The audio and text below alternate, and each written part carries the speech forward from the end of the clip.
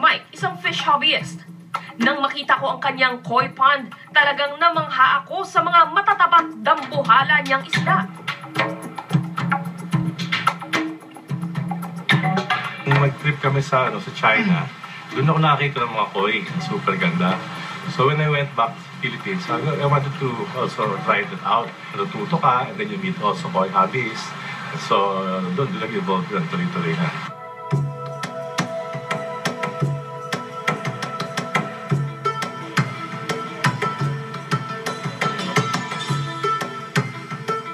Ang isang ang ito, parang bandila ng Japan ang kulay. Ang may favorite po ba kayo dito, Sir Mike? Favorite? Actually, well, partial ako sa mga yung mga kuhapo, yung mga white and red. Kasi ang ganda ng color nila, masyadong brilliant. Ano yung pinakamahal dito? Yung pinaka-napagastos kayo? Ito ang pinakamahal, yung pinakamaliit eh. Yung pinakamaliit. Top secret daw kung magkano na ang kanyang nagasta sa pag-aalaga ng koi. Pero malaking halaga man. Hindi raw niya ito pinanghihinayangan. Hindi ka sa size tayo nag-increase na price. Overall quality mo. So even mas mali siya.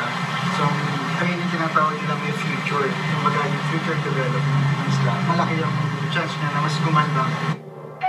Sa pond, pinalalaki ni Mike ang kanyang mga koi.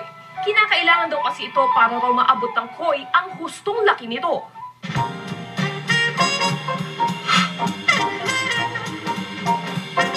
Dahil sa pagkahumaling niya sa mga koi, nakilala niya ang mga kapwa niya fish hobbyists at binansagan silang Koi Boys. Meron kaming place dito na pinupuntahan. Doon kami nag-gather, nag-exchange ng ideas, parang tambayan. So parang, ayan, nag-start kami doon.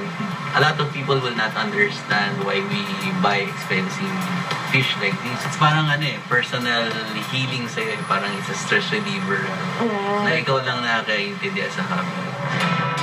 Pinakilala rin ako ng Koi Boys sa kaibigan nilang si Neil. Ang mga koi ni Neil ang magiging pambato nila sa sasalihan nilang koi show. Parang gano'n. Oh, sa laki at lakas ng mga koi ni Neil. Kumbaga sa sabong, yamadong-yamado raw ang mga ito. Wow! Yan ang standard Japanese Measuring. koi measuring Ito yung ginagamit nila sa Japan. sa mga shows. So if we measure this one, from head to tail, 76. Ay! Ang laki niya! Naman yung braso ko, ang liit compared sa kanya.